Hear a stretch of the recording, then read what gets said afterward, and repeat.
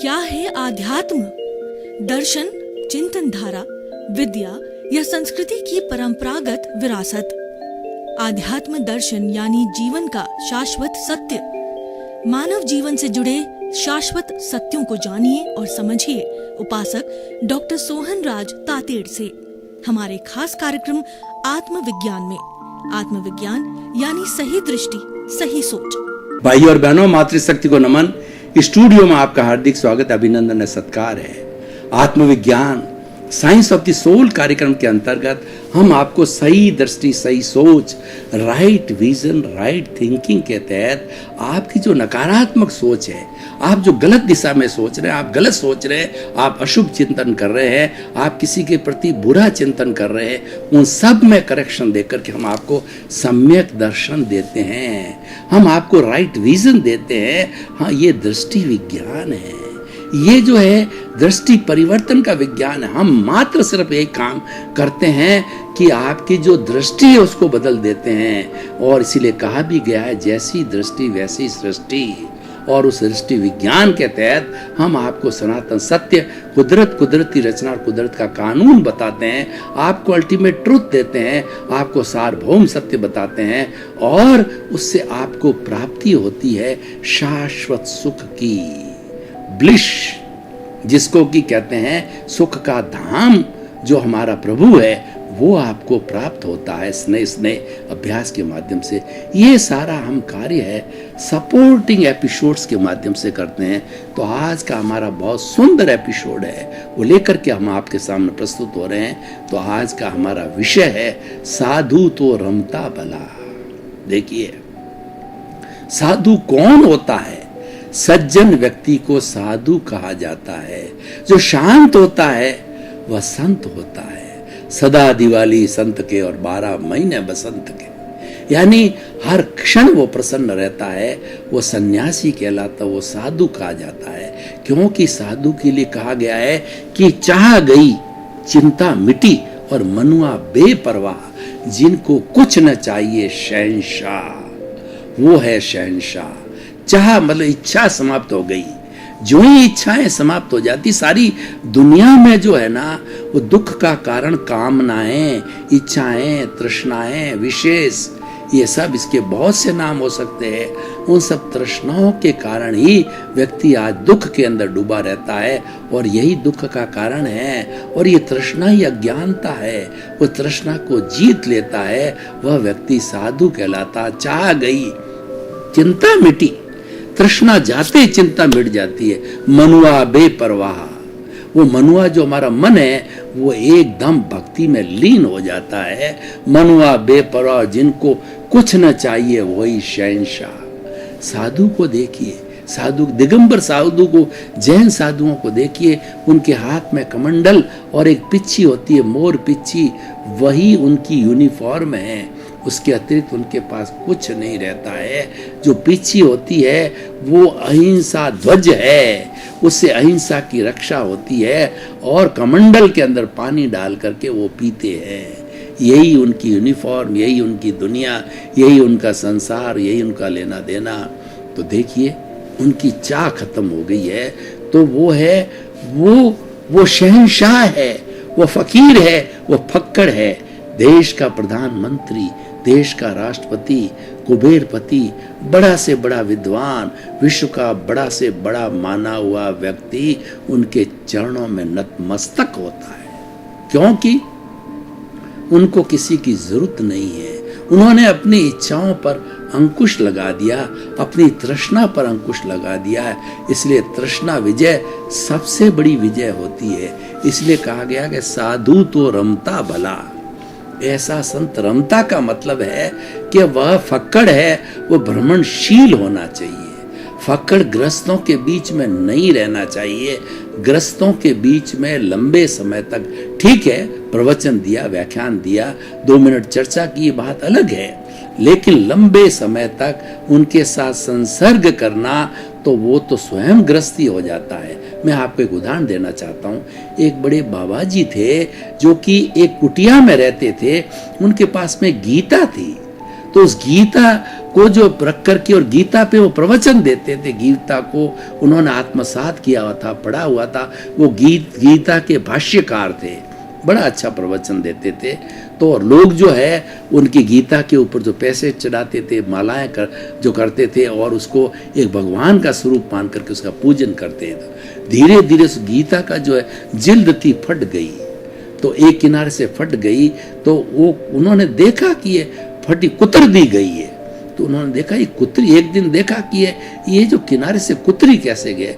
उन्होंने पता लगाया कि कुटिया में एक चूहा आ गया है, तो चूहा को लकड़ी से इधर किया वो किया तो वो जाता नहीं है। उनके दिमाग में आया कि बिल्ली पाल दो, तो बिल्ली के भय से चूहा चला जाएगा, बिल्ली पाल दी। अब क्या था कि उनके भक्त जन आते थे तो उन बिल्ली को जो दूध पिलाते थे, तो अब क्या है कि अब रोज रोज दूध कहाँ से आए, तो उनके भक्तों ने कहा कि बाबा जी आप जो गाय को पाल दो तो उस गाय से दूध निकलेगा और बिल्ली जो हमेशा पीती रहेगी। उन्होंने गाय पाल दी। अब गाय को तो चारा चाहिए, तो जो है वो चारा कुछ दिन तो भक्तों ने दिया। उसके बाद के अंदर जो है बाबा जी ने, जो बाबा जी तो सिर्फ एक लंगोट पहनते थे, उनके पास में कुछ नहीं था, तो वो बाबा जी की जो है लंगोट जो है वो रखी थी, और लंगोट भी है वो चूहे ने कुतर दी, तो उसकी सुरक्षा के लिए जो है उन्होंने ये सारा किया।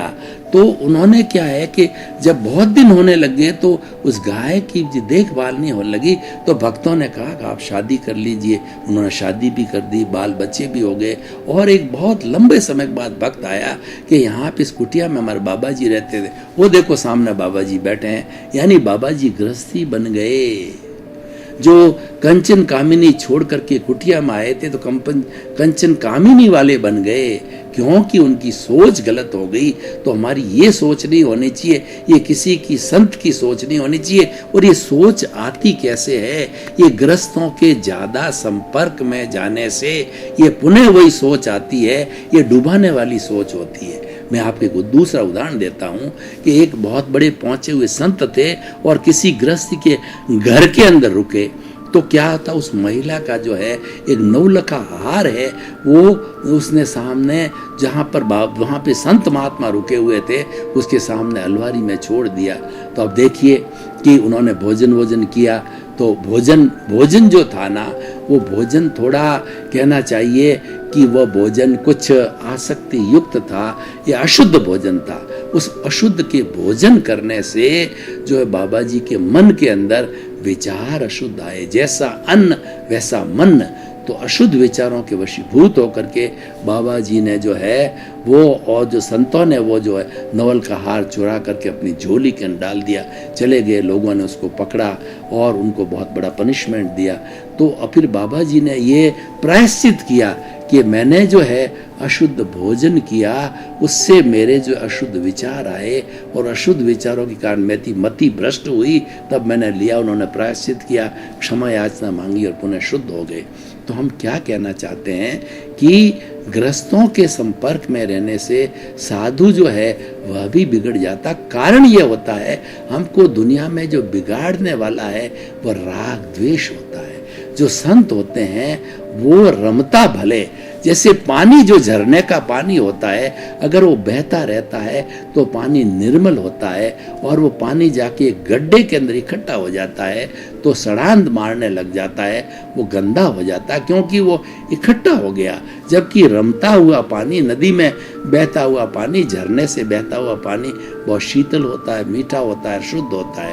तो कहने का अर्थ ये कि साधु जो है वो शीतल पानी की तरह रमते रहना चाहिए, जैसे पानी रमता है। क्यों कि एक जगह स्थिर होने से पानी अशुद्ध हो जाता है, तो साधु भी एक जगह स्थिर होने से उसमें राग द्वेष पैदा हो जाते हैं। राग द्वेष एक अशुद्धि है, राग द्वेष संसार है, संसार में भटकाने वाला राग द्वेष है। राग द्वेष अज्ञान है। तो राग द्वेष को हम कषाय कहते हैं, क्रोध मान माया लोभ कहते हैं, इसको मोह का संसार कहते हैं। यही अज्ञान जो है एक वेल्डिंग के रूप में हमारे शरीर और आत्मा के बीच के अंदर वेल्डिंग है, राग द्वेष की, अज्ञान की वेल्डिंग है। ये आने से हम जन्मांतर जो है वह दोनों बंधे हुए हैं, शरीर और आत्मा। आत्मा मुक्त होना चाहता है, मूल स्वरूप में वो आत्मा मुक्त आत्मा एकदम है, वो शुद्ध आत्मा है, प्योर आत्मा है, 24 कैरेट का सोना है। परंतु ये राग द्वेष आने के कारण जो हमारा ये शरीर के अंदर जो शुद्ध आत्मा भगवान है, जो प्योर फॉर्म में है, वो असंख्य चेतनामय परमाणुओं के पिंड को आत्मा कहते हैं। लेकिन उस आत्मा के एक प्रदेश पर असंख्य चतुस्पर्शी कर्म के परमाणु जो शुभ और अशुभ लगे हुए होते हैं, तो वो जो है इसको अशुद्ध कर देते हैं और वो राग द्वेष कहलाते हैं। वो राग द्वेष के परमाणु हैं। तो भाई और बहनों, एक बात की गांठ बांध लो कि दुनिया में जो कुछ भी बुराई होती है, जो कुछ भी तकलीफ है, जो कुछ भी अज्ञान है, जो कुछ भी छोड़ने योग्य है, वो राग द्वेष है। जब इस राग द्वेष को छोड़ दिया जाता, उसके नाम कुछ भी हो सकते हैं, पुण्य पाप कहते हैं, कुछ कर्म कहते हैं, कुछ द्रष्टव्य कहते हैं, कुछ देवी देवता करते हैं, कुछ भी बात कहो, लेकिन उस अशुद्धि को मिटाने से जो है हम शुद्ध होते हैं और शुद्ध होकर के क्या जो शुद्ध होकर के और ये जो आत्मा मुक्ति को चली जाती है। अब आप देखिए कि हम जो साधु जो रमता भला वहां से प्रारंभ किया, उसका कारण बताया कि साधु रमता क्यों होना चाहिए कि राग द्वेष पैदा न हो, और राग द्वेष पैदा हो गया तो वो साधु से असाधु हो जाता है, वो अशुद्ध हो जाता है। उन सब का कारण है ये राग द्वेष है। तो हम जो है डायग्नोसिस पे आए, हम जो हियर लाइज द पॉइंट, जो मुख्य जो पॉइंट है जिसके कारण साधु को रमता भला कहा गया है, वो राग द्वेष है। ये हमें एक सूत्र पकड़ना चाहिए, मानव मात्र को सूत्र पकड़ना चाहिए। अगर मुक्ति चाहते हो तो आप राग द्वेष से मुक्त बनो, और राग द्वेष से मुक्ति सच्ची मुक्ति है। तो राग द्वेष से मुक्ति हम कैसे करें? राग द्वेष जो है इसकी एंटीडोज देनी पड़ेगी, इसकी जो प्रतिरोधात्मक शक्ति को पैदा करना पड़ेगा। जहर को जहर से मारा जाता है, तो इसका जहर क्या है? वो संभाव। हमारे जीवन में हर क्षण संभाव जो है बना रहना चाहिए, और हमें जो है, मैं एक प्रयोग करके आपको बताता हूं, वो हर क्षण करना चाहिए कि आप सीधे बैठिए, रीढ़ की हड्डी सीधी, आंखें कोमलता से बंद, और अब आप मंगल भावना का चिंतन करेंगे कि मानसिक रूप से चिंतन करिए कि मेरा राग द्वेष घट जाए, मेरा राग द्वेष ऑटो सजेशन दीजिए, मेरे आत्मा के प्रदेशों पर बंधा हुआ सारा राग द्वेष घट रहा है, राग द्वेष घट रहा है, राग द्वेष घट रहा है। अनुभव कीजिए कि ज्यों-ज्यों राग द्वेष घटता है, त्यों तो मेरा समता भाव बढ़ रहा है, राग द्वेष घट रहा है, समभाव बढ़ रहा है। एक घटेगा, एक बढ़ेगा, तभी संतुलन रहेगा। राग द्वेष घट रहा है, समभाव बढ़ रहा है, राग द्वेष घट रहा है, समभाव बढ़ रहा है। मेरा राग द्वेष काफ़ी घट गया है, मेरा समभाव बहुत बढ़ गया है। धीरे धीरे अनुभव कीजिए कि पूरा राग द्वेष समाप्त हो गया है और समभाव एक्सट्रीमिटी पर पहुंच गया है, और वो अनुभव की श्रृंखला है। ये जब हमारे पहुंच जाता है तो हम अपनी मुक्ति के करीब पहुंच जाते हैं। राग द्वेष को घटाइए, समभाव को बढ़ाइए। ओम शांति, ओम शांति। ये ऐसा प्रयोग है, ये हर व्यक्ति को करना चाहिए कि मेरी जो सबसे इस दुनिया में जो बुराई है, जो मुझे घुमाने वाली है 84 लाख जीवा योनि के अंदर, वो राग द्वेष है। और इसको प्रैक्टिकल फॉर्म में लाइए। प्रैक्टिकल फॉर्म में हम कैसे लाएं? हम आपको कुछ सूत्र बताते हैं, कुछ उदाहरण देते हैं। मान लीजिए किसी व्यक्ति ने आपको जो है अनशंड गाली दी और बोलता रहा, आपको कुछ भी कहता रहा, तो आपने उस वक्त में संभाव बनाए रखा, तो उसको वो भी बोलता आखिर इंसान है, तो वो भी थक जाएगा, वो शांत हो जाएगा। जितनी उसने गालियां दी आपने स्वीकार नहीं की, वो सारी संभाव की वजह से स्वीकार नहीं हुई, और संभाव रखने से वो गालियां वापस लौट गई। तो ये देखिए कितना बड़ा फॉर्मूला है। एक सूत्र जो है ऐसा संभाव का जो है हम रखते हैं, तो धीरे धीरे जो हम जो है साधु बन जाते हैं, सज्जन बन जाते हैं। साधु हमारा आदर्श है, और साधु बनना हमारे जीवन का लक्ष्य है। और साधु का अर्थ ही होता है कि वो संभाव में रहने वाला एक साधु ऐसी स्थिति है जो संभाव पैदा करने वाली है। बाकी सब स्थितियों के अंदर राग द्वेष होता है। तो संभाव की स्थिति का एक तो प्रयोग मैंने कराया। दूसरा मैं आपको प्रयोग बताता हूँ कि सांसा जब तक आसा। हमारा जो है आत्मविज्ञान कार्यक्रम जो है ये प्रयोगात्मक कार्यक्रम है। और आज जो WHO ने महामारी जो डिक्लेयर की है वो कोरोना वायरस की है, उसका भी हम आपको प्रयोग बताना चाहते हैं। अगर हम राग द्वेष पर अंकुश रखेंगे, संभाव बढ़ाएंगे, तो कोरोना का हमारे पर कोई असर नहीं होगा, क्योंकि हमारी प्रतिरोधात्मक शक्ति इतनी बढ़ जाएगी कि कोरोना हमको इफेक्ट नहीं कर सकता। ये वायरस किसको इफेक्ट करते हैं? देखिए, कोई व्यक्ति कमजोर होता है तो सभी उसको मारते हैं, पीटते हैं, और कोई आदमी पावरफुल होता है तो उसकी तरफ आंख उठाकर भी नहीं देख सकते। पावरफुल होने का मतलब आपका इम्यून सिस्टम मजबूत होना चाहिए। हमारे को नेचर माँ ने, प्रकृति माँ ने जन्म देकर के भेजा, तब कहा कि तुम्हारे भीतर हमने एक यूनिबिल्ट सिस्टम, इम्यून सिस्टम बिठा रखा है, और तुम अगर प्राकृतिक जीवन जियोगे, लॉ ऑफ द नेचर्स को फॉलो करोगे, मेरे नियमों का पालन करोगे, प्राकृतिक रहोगे, तो तुम्हारी उम्र 100 ईयर्स तक है। वो इम्यून सिस्टम क्या है? वो इम्यून सिस्टम है हमारी RBC और WBC, वाइट ब्लड सेल्स और red blood cells. Red blood cells से प्लाज्मा बनता है और हमारा खून बनता है। खून पूरे शरीर में एक 60 खरब कोशिकाओं को सारे सबको खुराक देने वाली है, वो खून है। खून के माध्यम से, जैसे खून हमारा जो है वो इसीलिए कहा गया है ये हमारी लाइफ लाइन है, ब्लड है हमारी लाइफ लाइन है। तो वो 1,00,000 किलोमीटर प्रतिदिन जो है पूरे शरीर के अंदर एक कोशिका तक जो है घूमता है 24 आवर्स के अंदर। तो हम ये कहना चाह रहे थे, प्रतिरोधात्मक शक्ति के अंदर WBC है। WBC यही कार्य करती है कि कोरोना जैसे वायरस अगर गले के माध्यम से भीतर घुस गया तो वो सोल्जर की तरह उसको अटैक मारती है। जैसा कि लड़ाई के अंदर मिसाइल्स को गिराया जाता है अटैक के माध्यम से, और जो है तलवार के माध्यम से, यानी अटैक के माध्यम से जो WBC है उस पर झपटती है, सोल्जर की तरह झपट करके, और कोरोना को जो है अपने अंदर दबोच लेती है और कोरोना मर जाता है। क्योंकि वो तो वायरस है, वो WBC की तो बहुत बड़ी शक्ति होती है, यानी टॉक्सिन्स को और ऐसे वायरस को भीतर नहीं घुसने देते सोल्जर्स।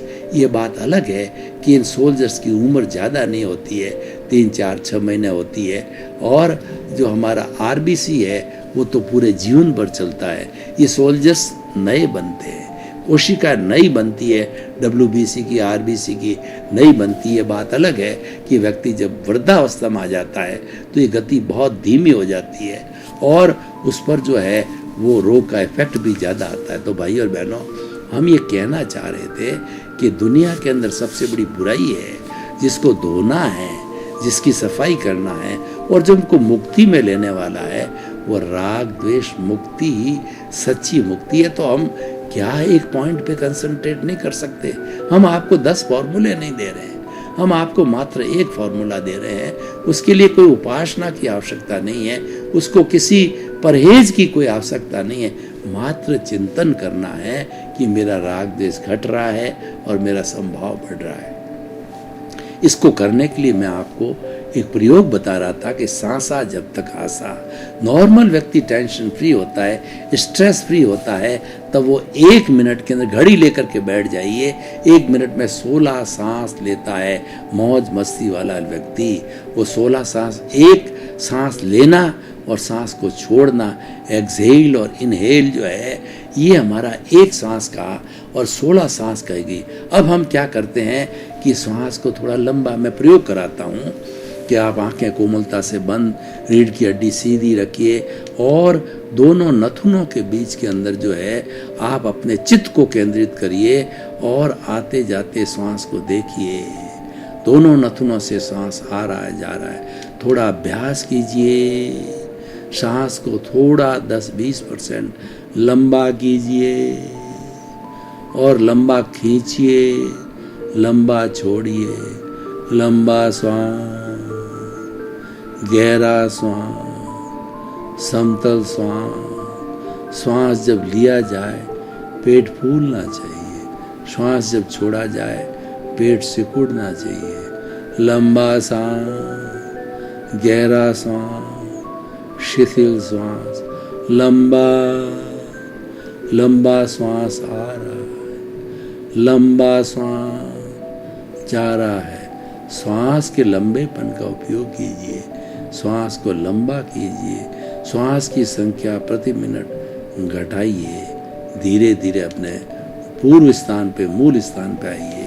ओम शांति, ओम शांति, ओम शांति। हमने ये प्रयोग किया, इस प्रयोग के माध्यम से हम धीरे धीरे 10-20% जो श्वास को लंबा करते हैं, तो प्रति मिनट 16 सांस से जो है हमारी सांस 14 पे आ जाती है, 12 पे आ जाती है, 10 पे आ जाती है। और जो साधक होते हैं लंबे समय तक अभ्यास करके अपने जो है श्वासों की संख्या प्रति मिनट को काफ़ी घटा देते हैं। तो हमारी मेडिकल साइंस ये कहती है कि जिसकी श्वास की संख्या 16 से घट के बाहर हो गई, 12 हो गई, 10 हो गई, 8 हो गई, ऐसे व्यक्ति को राग द्वेष आ ही नहीं सकता, उत्तेजना हो ही नहीं सकती, हिंसा हो ही नहीं सकता, नेगेटिव थॉट वो ले ही नहीं सकता। वो सकारात्मक में ही रहेगा, वो लोगों के भले के लिए रहेगा, वो किसी का शोषण कर ही नहीं सकता, क्योंकि सारी नेगेटिविटी होती है वो 16 सांस के प्रति मिनट के बाद में होती है। और जब ये 16 से बढ़ के 20, 25, 50 तक व्यक्ति जाता है, जब संभोग की अवस्था आती है, व्यक्ति भयंकर टेंशन में होता है, या व्यक्ति जो है तो ऐसा व्यक्ति कोमा में चला जाता है, उसका ब्लड प्रेशर बहुत हाई हो जाता है, हार्ट अटैक हो जाता है। तो 16 सांस प्रति मिनट जो है ये हमारी एक जो है बॉर्डर लाइन है। घटा के नीचा करते हैं तो हम समता का जीवन जीते हैं, और 16 से हम ज्यों-ज्यों बढ़ाते जाते हैं दुखी जीवन जीते हैं, तृष्णा का जीवन जीते हैं, नकारात्मक सोच का जीवन जीते हैं, और कई बीमारियों को पाल लेते हैं। तो भाई और बहनों, हमने प्रारंभ किया था कि साधु रमता भला, साधु गुणों का पुंज होता है, साधु पंच परमेष्टि का एक सदस्य होता है। अर्यंत, सिद्ध, आचार्य और उपाध्याय और साधु, इन सब पांचों के पंच परमेष्टि के अंदर 108 गुण होते हैं। कौन कौन से गुण होते हैं? तो सबसे पहले अर्यंत के जो है 12 गुण होते हैं, सिद्ध के 8 गुण होते हैं, आचार्य के 36 गुण होते हैं, उपाध्याय के 25 गुण होते हैं, साधु के 27 गुण होते हैं। सब की तुलना करें तो ये व्यक्ति पूजा नहीं है, 108 गुणों की पूजा माला है। इसीलिए माला में मण के 108 होते हैं, क्योंकि पंच परमेष्टि के गुणों की संख्या 108 है, तो माला की संख्या 108 रखी। एक जो हम माला का मणका फेरते हैं तो इसका मतलब एक गुण की आराधना करते हैं। हम आराधना करते हैं कि हे प्रभु, हे भगवान, हे मेरे भीतर बैठे हुए शुद्ध आत्मा भगवान, मुझे ऐसी शक्ति दो, जागृति दो कि आपके गुण मेरे में आ जावे, मेरा राग द्वेष घट हो जाए, समाप्त हो जावे, मेरा राग द्वेष 0 हो जावे। जब राग द्वेष 0 हो जाता है तब वह जो है अंत जो है केवल दर्शन वाला होता है, केवल ज्ञान वाला हो जाता है, शरीर रहते हुए ईश्वर बन जाता है। और जब आयुष्य कर्म समाप्त होता है तो ऐसा बहुत बड़ा संगीर्ण वाला जो है वो केवल ज्ञानी जो है सिद्ध, बुद्ध और मुक्त बन जाता है। केवल ज्ञान उत्पत्ति होते ही उसी क्षण वो जीवित भगवान बन जाता है, पूजनीय बन जाता है, क्योंकि केवल ज्ञान एक ऐसा ज्ञान है कि ये प्राप्ति के बाद के अंदर व्यक्ति को भूत, भविष्य, वर्तमान, जड़ और चेतन की कोई भी अवस्था उससे छिपी नहीं रहती है, हर अवस्था को जानकार होता है, क्योंकि ये तो पूर्ण भुवन भास्कर जो सूर्योदय होता है और पूर्ण ज्ञान का विकास हो जाता है, तब ये प्राप्ति होती। तो भाई और बहनों, हम आपको बता रहे थे कि साधु रमता भला, तो रमेगा तो राग द्वेष मुक्त हो जाएगा, और वो न रमेगा, टिका रहेगा तो राग द्वेष युक्त हो जाएगा। अब फैसला आपका है, क्योंकि आपको जो मनुष्य जीवन मिला है ये बहुत दुर्लभ है। 4 बातें हमारी भारतीय संस्कृति में अति दुर्लभ बताई गई है। सबसे पहले मनुष्य जीवन का मिलना बहुत दुर्लभ है। भाई और बहनों, आपका बहुत बहुत धन्यवाद। आप हमारा आत्मविज्ञान कार्यक्रम बराबर देख रहे हो। आप देखते रहिए। आत्मविज्ञान कार्यक्रम सफलता के सूत्र दिए जाते हैं, जीवन को बदलने के टिप्स दिए जाते हैं, आधार दिया जाता है और बड़ी प्रसन्नता है कि आप सब चीज़ों को ग्रहण कर रहे हैं।